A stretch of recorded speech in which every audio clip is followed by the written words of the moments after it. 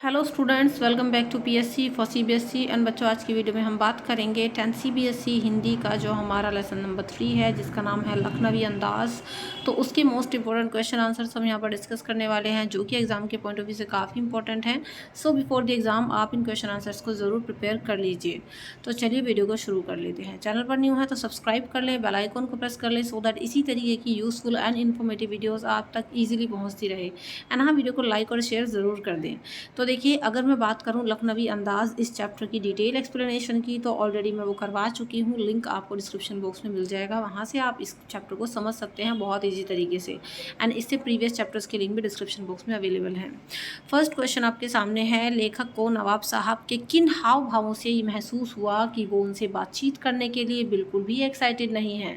तो बताओ, लेखक जो थे नवाब साहब से जब वो मिले, जब उन्हें ट्रेन में वो मिले, तो उनको नवाब साहब के कौन कौन से ऐसे हाव भाव थे, मतलब उनको देख के ऐसा क्यों लगा कि वो लेखक से बात करने के लिए बिल्कुल भी इंटरेस्टेड नहीं थे। तो देखो, लेखक सेकंड क्लास के उसी डिब्बे में घुसा जिसमें नवाब साहब एक बर्थ पर पालथी मारे बैठे हुए थे। पहले ही उनको बैठे हुए मिले वो। लेखक के इस प्रकार अचानक से आ जाने से नवाब साहब की आंखों में एकांत चिंतन में असंतोष दिखाई दिया। मतलब नवाब साहब ना थोड़े से एकदम वो हो गए, क्या बोलते हैं उसको, हेजिटेट हो गए, या फिर नवाब साहब को थोड़ी सी दिक्कत हुई कि भाई कोई और क्यों आ गया मुझे डिस्टर्ब करने को। नवाब साहब ने लेखक की संगति के लिए कोई उत्साह नहीं दिखाया। मतलब नवाब साहब कोई एक्साइटेड नहीं दिखे कि हाँ लेखक आखिर उनके पास बैठ जाएगा तो चलो कोई एक से भले दो हो जाएंगे, तो ऐसा कुछ नहीं था। नवाब साहब ट्रेन की खिड़की से बाहर देखकर सारी स्थिति पर गौर करते नजर जान पड़े, और उनके इन सब हाव भावों से महसूस होता था कि वे लेखक से बातचीत करने के लिए बिल्कुल भी उत्सुक नहीं हैं। सो ये पहला क्वेश्चन है। Now let's see the second question, जो कि आपके सामने है। ये पीडीएफ में टेलीग्राम पर शेयर कर दूंगी, जिसका लिंक डिस्क्रिप्शन बॉक्स में आपको मिल जाएगा। तो टेलीग्राम से आप इसके इंपॉर्टेंट क्वेश्चन आंसर्स को ले सकते हैं, ना आपके बाकी अदर सब्जेक्ट्स के इंपॉर्टेंट क्वेश्चन आंसर्स भी आपको वहीं पर मिलते हैं। सेकंड क्वेश्चन है, नवाब साहब ने बहुत ही यत्न से खीरा काटा, नमक मिर्च बुरका और अंततः सूंघ कर ही उसको खिड़की से बाहर फेंक दिया। तो बताओ उन्होंने ऐसा क्यों किया होगा, और उनका ऐसा करना उनके कैसे स्वभाव को इंगित करता है।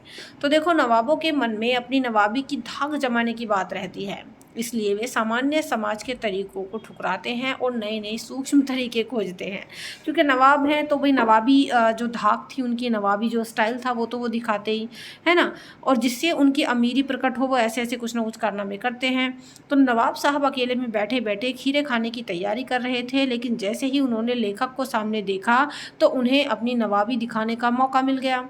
उन्होंने दुनिया की रीत से हटकर खीरे सूंघे और सूंघ कर बाहर फेंक दिए। मतलब खाए नहीं, खाली सूंघे उनको। तो इस तरीके से उन्होंने लेखक के मन पर अपनी अमीरी की धाक जमा दी कि भाई हाँ मैं नवाब हूँ, मैं अमीर हूँ, तो मैं तो खीरों को सूंघ सूंघ कर ही जो है ना बस ऐसे ही संतुष्ट हो जाऊँगा, मुझे खाने की भी कोई ज़रूरत नहीं है। चलिए, थर्ड क्वेश्चन है, बिना विचार घटना और पात्रों के भी क्या कहानी लिखी जा सकती है। यशपाल के इस विचार से आप कहाँ तक सहमत हैं, ये आपको बताना है। तो देखो, हम यशपाल के विचारों से सहमत हैं। बिना किसी घटना, बिना पात्र और बिना किसी विचार के कहानी नहीं लिखी जा सकती। कहानी का अर्थ ही है कि क्या हुआ और उसे कहना। अतः जब घटना ही नहीं होगी तो कैसे पता चलेगा कि क्या हुआ। बिना पात्रों के कुछ होगा कैसे। भाई जब कोई घटना ही नहीं घटेगी किस कहानी में, तो कोई कहानी का क्या पता चलेगा कि वो कहानी है। और बिना कैरेक्टर्स के कहानी कुछ भी होगा कैसे, कोई घटना घटेगी कैसे। घटना घटने के लिए लोगों का होना ज़रूरी है ना। तो कहानी में कोई ना कोई विचार, बात या उद्देश्य भी अवश्य होता है। चलिए, नेक्स्ट क्वेश्चन है, लेखक के हिसाब से नवाब साहब ने सेकंड क्लास का जो टिकट है वो क्यों खरीदा होगा। तो देखो, यहाँ पर लेखक भी जो है ना वो बैठे बैठे सोच रहे थे कि नवाब साहब ने आके सेकंड क्लास का टिकट क्यों खरीदा होगा।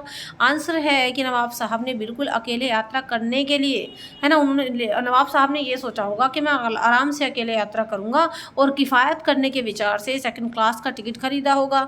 उन्हें ये बात लेकिन बिल्कुल भी उम्मीद नहीं थी उन्हें कि उस डिब्बे में कोई दूसरा सफ़ेद पोश व्यक्ति भी आ सकता है या आया होगा, है ना। तो इसलिए उन्होंने जो है उन्होंने इस हिसाब से टिकट खरीदा होगा सेकंड क्लास का कि मैं अकेले भी मौज मस्ती करता अपना जाऊंगा, कोई मुझे डिस्टर्ब नहीं करेगा।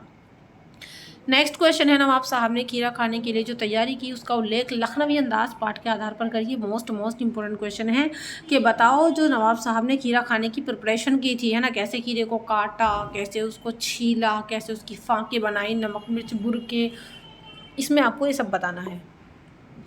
नवाब साहब ने खीरों को धोया और तौलिए से पोंछा, फिर दोनों खीरों के सिर काटकर और गोदकर उनका झाग निकाल दिया। इसके बाद उन्हें काटकर बड़े करीने के साथ खीरे की फाकों को जीरा मिलाकर नमक और लाल मिर्च की सुर्खी उस पर बुरक दी, है ना। इसके बाद खीरे की फाँक को उठाकर अपने होठों तक ले गए और उसे सूंघा। स्वाद के आनंद में उनकी पलकें मूंद गई, मतलब बिल्कुल आंखें बंद करके उन्होंने पलकें मूंद के उसका स्वाद लिया और मुंह में पानी भर आया। इसके बाद नवाब साहब ने फाँक को खिड़की के बाहर फेंक दिया। तो बाकी फाँकों के साथ भी उन्होंने ऐसा ही किया। तो सारी फाँकों को सूंघ सूंघ कर उन्होंने खिड़की के बाहर फेंक दिया और बस खीरे के जो है खुशबू से या उसके स्वाद से ही वो आनंदित हो उठे। नेक्स्ट क्वेश्चन है, लखनवी अंदाज पाठ के जो नवाब साहब थे वास्तव में पतनशील सामंती वर्ग के जीते जागते उदाहरण हैं। तो ये आपको टिप्पणी करनी है। आंसर है इसका, लखनवी अंदाज पाठ के नवाब साहब वास्तव में पतनशील सामंती वर्ग के जीते जागते उदाहरण हैं। इस वर्ग के अंतर्गत आने वाले व्यक्ति बनावटी जीवन जीते हैं। वे सामंत बनने का दिखावा करते हैं। उनका जीवन वास्तविकता से परे होता है, मतलब रियलिटी में लोग नहीं जीते। यह सामंती वर्ग पतन की ओर जा रहा है और दम तोड़ रहा है। इसे परजीवी संस्कृति भी कहा जा सकता है। तो पाठ के नवाब साहब भी ऐसा ही दिखावा करते हैं, केवल दिखावा करते हैं और पतनशील सामंती वर्ग के एक अच्छे खासे उदाहरण है नवाब साहब। चलिए नेक्स्ट क्वेश्चन है, नवाब साहब द्वारा खीरे खाने का आग्रह करने पर लेखक ने क्या प्रतिक्रिया व्यक्त की। मतलब जैसे नवाब साहब ने जो है ना लेखक को खीरे का ऑफर किया कि भी आप भी खा लो, है ना। तो ये जो है इसके बाद लेखक ने क्या रिएक्शन दिया, है ना। जब नवाब साहब ने उनसे पूछा कि भी आप भी खीरा खा लो, तो लेखक का क्या रिएक्शन दिया था, तो ये आपको बताना है। तो देखो, नवाब साहब ने नवाब साहब ने ना लेखक से खीरा खाने का आग्रह किया और कहा कि वल्लाह शौक फरमाइए मतलब वल्लाह शौक कीजिए, खाइए इसको। तो ये इस तरीके से ना उनको सर्व कर रहे थे। तो लखनऊ का बालम खीरा है, ये भी उन्होंने बोला। किसने बोला? नवाब साहब ने। लेखक लेकिन पहले ही इनकार कर चुका था, इसलिए आत्मसम्मान की रक्षा करते हुए कहा, नहीं नहीं शुक्रिया, इस वक्त तलब महसूस बिल्कुल नहीं हो रही। मैदा भी ज़रा कमज़ोर है, मतलब पेट भी थोड़ा कमज़ोर है। किबला शौक फरमाए, मतलब आप ही शौक फरमाएं, आप ही खा लें इसको। ऐसे में बोलते हैं ना कि नो थैंक्स मुझे नहीं खाना, तो ऐसे ही बोल रहे थे।